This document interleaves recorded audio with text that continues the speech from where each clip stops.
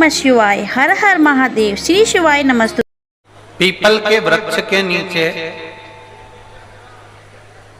पितरों की शांति है तो कितने चावल के दाने चढ़ते हैं?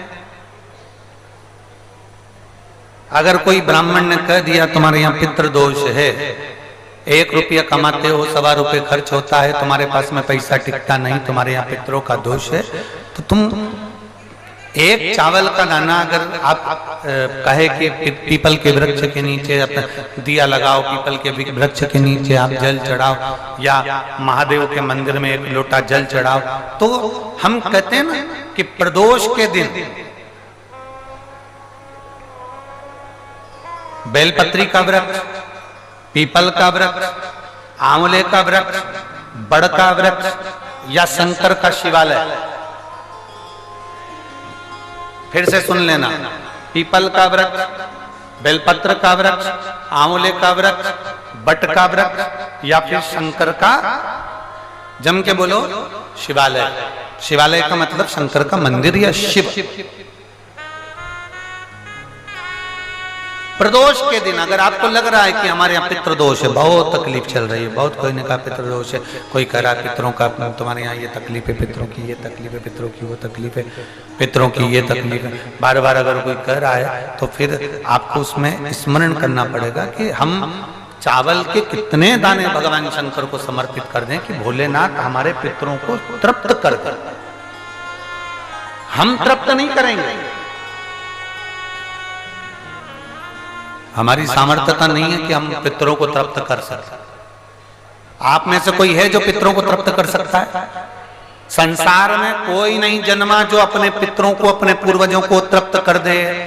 गया जी का पिंडदान कर लो, तर्पण कर लो, तिलांजलि दे दो, घर में ब्राह्मण भोज करा दो, साधु भोज करा दो, संत भोज करा दो, तुम दुनिया भर का सारा 50 काम कर लो, उसके बाद भी तुम पत्रिका किसी को दिखाओगे तो वो भी कह देगा तुम्हारे यहाँ, फिर वापिस कहेगा कि पितृ दोष है।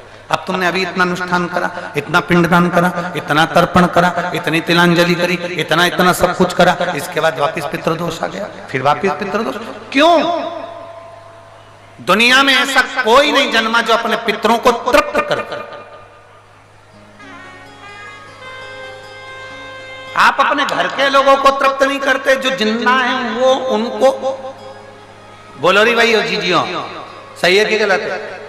जो जिंदा हैं, माँ बाप अपने बेटे के लिए कितना भी कर ले, कितना भी, आखिरी में एक दिन बेटा कह देता तुमने हमारे लिए क्या करा। बहू के लिए कितना कर लो, आखिरी में बहू कह देगी वो तो जेठानी को ज्यादा करती है, देवरानी को ज्यादा करती है, हमको करती है, अपनी ननद को ज्यादा करती है, बेटी को ज्यादा करती है, बेटी को लगता है कि बहू को ज्यादा करती है, दामाद को लगता है बेटी को ज्यादा करती है, नाती पंती सबको कितना भी कर लो, तुम अपने अड़ोसी पड़ोसी तुम्हारे रिश्तेदारों को तुम कितना भी दे लो, कितना भी कर लो, पर जब ये तृप्त नहीं हुए तो वो बोलो तो कैसे हो जाएगा? अपनी सामर्थ्यता है, अपनी सामर्थ्यता है कि अपन तृप्त कर ले उनको? अपनी कोई सामर्थ्यता नहीं है कि अपन पितरों को तृप्त कर ले, या अपनी सामर्थ्यता के अंतर्गत नहीं, ये अपनी सामर्थ्यता नहीं है कि हम अपने पूर्वजों को, अपने पितरों को तृप्त कर। तृप्त कौन करेगा?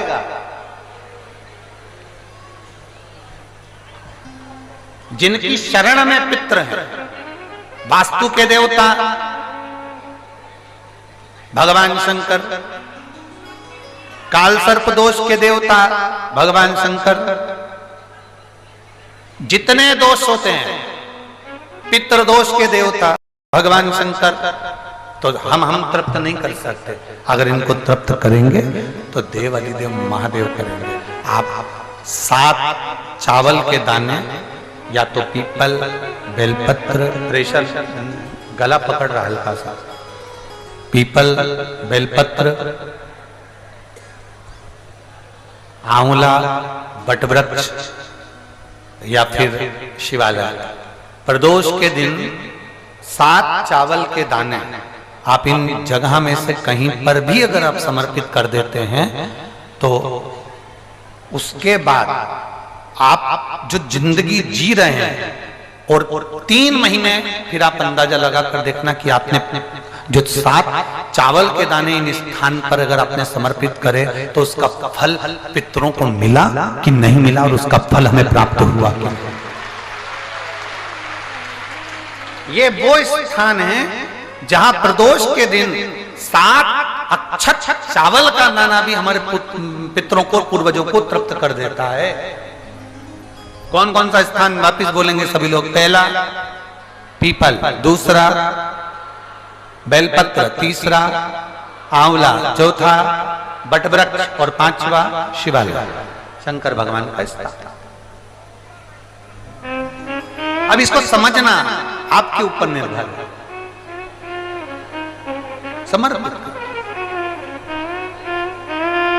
शिव कथा कर आपने सुना, सुनने के बाद आपने धारण किया तो उसका फल तुम्हें मिला। धारण करोगे तो फल मिलेगा।